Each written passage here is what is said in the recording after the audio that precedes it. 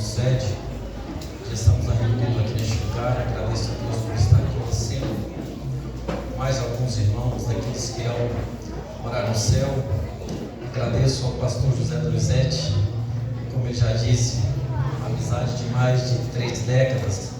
E só a Jéssica já vai fazer 30 anos. Quando a gente veio para cá, ela nem havia nascido ainda, né? Obrigado pela sua amizade sincera, obrigado pelo carinho, obrigado por ter investido em mim quando o Senhor me indicou como auxiliar nessa obra. Me orgulho muito e agradeço de coração. Que Deus abençoe o Senhor. Agradeço a minha esposa por estar sempre me acompanhando. É um sol que brilha no meu deserto. Louvado seja o nome do Senhor. Tem sempre me ajudado e tem me apoiado. Agradeço a Deus por ela. Ela é aqui de Patrocínio. A gente se conheceu em Brasília. Viemos para cá, casamos aqui, moramos um tempo. E chegou o tempo da gente ir embora para lá de volta. Estamos lá, mas sempre a gente está passeando por aqui. Trabalhei no Mercearia Oliveira aqui no Morada Nova por 4 anos, né? Muitos conhecem aqui da Mercearia do Valdomiro. Trabalhei com o pastor José Donizete também, quando ele trabalhava com transporte escolar, né? Louvado seja Deus. E estamos aqui para falar um pouco do amor de Deus. Pastor, eu tenho até que horas? 9 horas. Não vou passar. Louvado seja Deus. Irmãos, sentado como estão, vou ler somente 2 versículos da palavra do Senhor. Se vocês puderem abrir a Bíblia, mas podem ficar sentados mesmos. No livro de Romanos, no capítulo 6, o verso 22 e o 23. Romanos, capítulo 6, verso 22 e 23. Eu vou tirar esse óculos. Eu, na verdade, acho que eu preciso de 3 óculos. Um para perto, um para longe e o outro para procurar os 2 quando eu perco. Louvado seja Deus. Romanos capítulo 6, verso 22 e 23 diz assim: agora, porém, libertos do pecado e transformados em servos de Deus, tendo o vosso fruto para a santificação e por fim a vida eterna, porque o salário do pecado é a morte, mas o dom gratuito de Deus é a vida eterna em Cristo Jesus. Soberano e eterno Deus, eu te louvo e te agradeço, Pai, por essa palavra, Senhor. É a tua palavra que irei ministrar, meu Deus. Creio estar aqui neste momento como um vaso para transmitir aquilo que o Senhor tem para nós nessa noite. É o que eu te peço em nome de Jesus. Amém e graças a Deus. Para falar sobre esses versículos, eu gostaria um pouco de voltar na palavra do Senhor em Gênesis, quando Deus criou o ser humano, quando Deus criou o homem. A Bíblia vai dizer que Deus formou o homem do barro e soprou nas suas narinas, dando fôlego de vida. A Bíblia também vai dizer que Deus, ele saía do seu trono todos os dias para conversar com Adão, porque existia uma aliança, existia uma amizade entre Deus e o homem. E Deus saía do seu trono e vinha conversar com Adão. E aí, Adão, como foi o seu dia? O que você fez hoje? Existia um elo de amizade. A Bíblia não registra quanto tempo isso durou, mas Deus viu que não era bom que o homem estivesse só, porque Deus olhou e viu que todas as outras criaturas havia um casal. E Deus, observando isso, ele decidiu então dar-lhe uma adjuntora. Então Adão caiu em um profundo sono. Deus tira a sua costela e faz uma companheira para Adão, chamada Eva, que seria a sua auxiliadora, sua companheira. E Deus continuou todos os dias saindo do seu trono na volta do dia, ou seja, 6 horas da tarde, e vinha conversar com Adão, dialogar com Adão, porque havia uma aliança, havia uma amizade entre Deus e o homem. Tempos durou, mas sabe-se que Deus havia ordenado para eles que não comesse de um fruto. Eles estavam no jardim e deixou que comesse todos os frutos, exceto um, e disse para eles não comessem daquele fruto, que quando eles comessem, eles seriam conhecedores do bem e do mal, e eles morreriam. Porém, a serpente, a maior sagaz dos animais, desmente desmente, ou seja, desfaz daquilo que Deus havia falado, dizendo: certamente não morrerás. E oferece esse fruto proibido para Eva. Eva come desse fruto e dá também ao seu marido, e eles comem. Deus, como de costume naquele dia, sai do seu trono mais uma vez para conversar com Adão, e quando chega no jardim, ele chama por Adão, já não encontra mais ele. Adão, onde você está? Adão havia se escondido porque perceberam que estava nu. Deus pergunta para Adão: quem contou para vocês que vocês estão nu? Vocês comeram do fruto do bem e do mal, o qual eu proibi que comessem. Houve a punição para o casal e também para a serpente. Deus puniu o homem dizendo: do suor do seu rosto você vai comer, maldito será a terra por sua causa. Deus também traz a punição para a mulher dizendo: multiplicarei as suas dores de parto. E Deus também dá punição para a serpente dizendo: você agora rastejará e comerá do pó da terra. Entende-se, pastor, que a serpente tinha membros como lagarto, porque Deus deu a punição que agora ela rastejaria e comeria do pó da terra. Aquela aliança, aquele elo foi quebrado pelo pecado. A Bíblia vai dizer que vossos pecados fazem separação entre vós e o vosso Deus. O pecado ele traz consequências, mas Deus ainda naquela dispensação disse que da semente da mulher nasceria um que pisaria a cabeça da serpente. Passou-se a dispensação da inocência, consciência, governo humano, promessa, lei, mas essa promessa não havia sido cumprida ainda. Mas Deus fez a promessa, porque novamente Deus queria relacionar-se com o ser humano. Deus queria novamente que essa amizade, esse elo entre o Criador e a criatura fosse restaurada. E então ele faz essa promessa. Através da vida de Jacó, surge então a nação de Israel, qual Deus escolhera para ser uma nação qual Deus abençoaria. Seria como menina dos seus olhos. Por muitas vezes essa nação, a qual Deus escolheu para abençoar, para fazer a diferença, por muitas e muitas vezes entristeceu ao Criador, entristeceu ao seu Deus, porque Deus queria que essa nação fosse diferente. Porque no livro de Mateus, no capítulo 5, verso 16, vai dizer: assim resplandeça a vossa luz diante dos homens, para que vejam as suas boas obras e glorifique o vosso Pai que está no céu. Deus, ele sempre quis que o povo dele fizesse a diferença. Louvado seja Deus. E essa nação por muitas vezes entristeceu a Deus, por muitas vezes se distanciou-se de Deus, e Deus fazia-lhes promessas. Deus mostrou o seu amor, Deus mostrou o seu poder para aquela nação. Quando foi atravessar o Mar Vermelho, Deus manifestou a sua glória. Naquela caminhada para o deserto, Deus manifestou a sua glória, sendo uma coluna de fogo durante a noite, sendo aquela nuvem durante o dia, para guardar aquele povo. Quantos milagres miraculosos Deus fez, e por muitas vezes essa nação se distanciava de Deus. É diferente hoje? Não. Talvez muitas pessoas, por tão pequenas coisas, tenham deixado de servir a Deus. Talvez uma palavra mal colocada de um pastor, talvez pela palavra mal colocada de uma liderança, talvez por atitude ou até mesmo um gesto que uma pessoa faz, as pessoas não querem mais vir para a igreja. E a nação de Israel não foi diferente.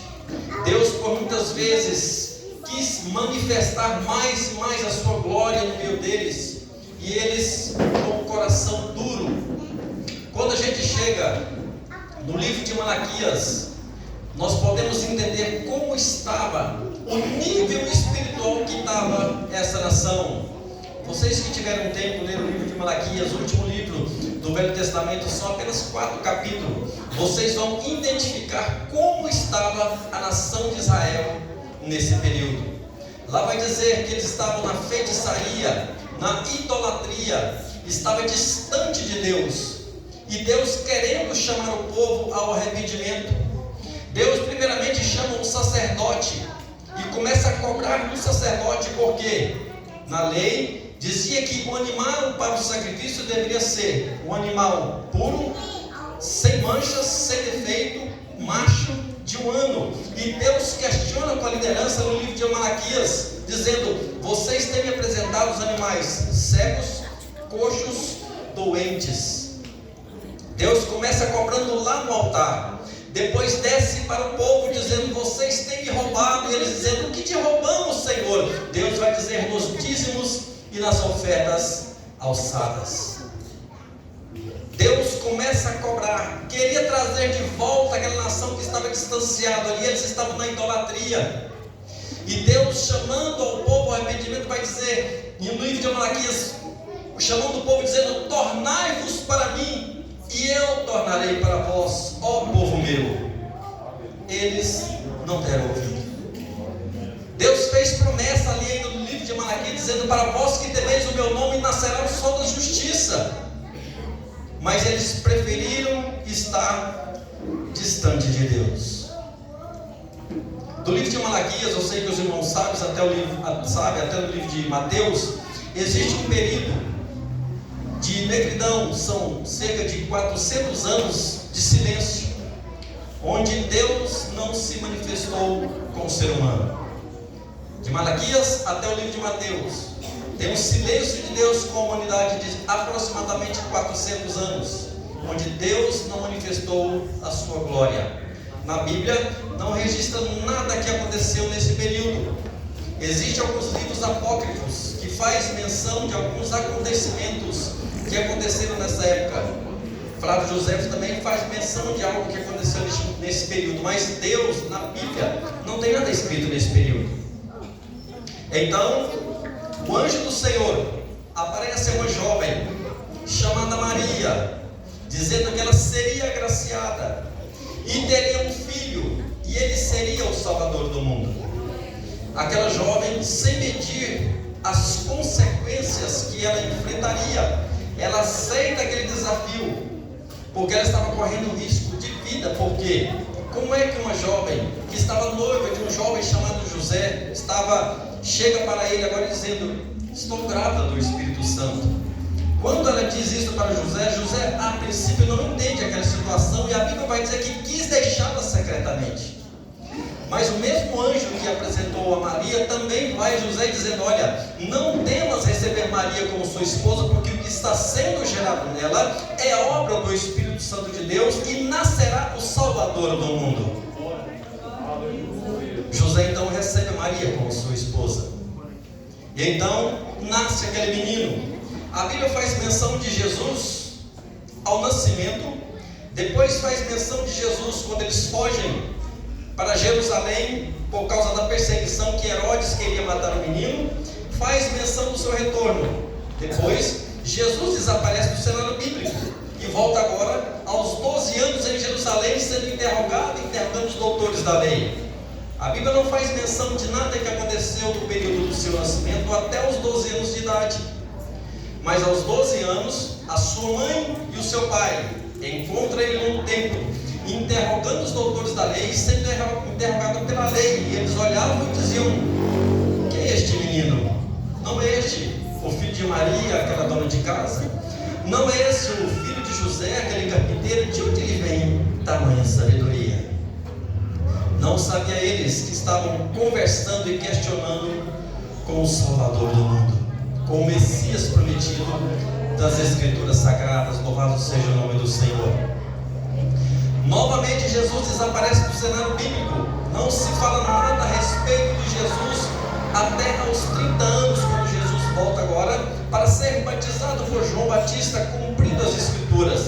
Até mesmo João, Deus havia dito para ele: olha, aquele que você batizar e você ver descer o Espírito Santo sobre ele, este será o Messias, este será o Salvador do mundo. Quando João batiza Jesus, ele vê o Espírito Santo descer sobre ele em uma forma corpórea de uma pomba. Então ele identifica Jesus como o Salvador do mundo, e ele diz para Jesus: deveria eu ser batizado por ti e tu vens a mim? Jesus diz: importa que as Escrituras sejam cumpridas. Louvado seja o nome do Senhor.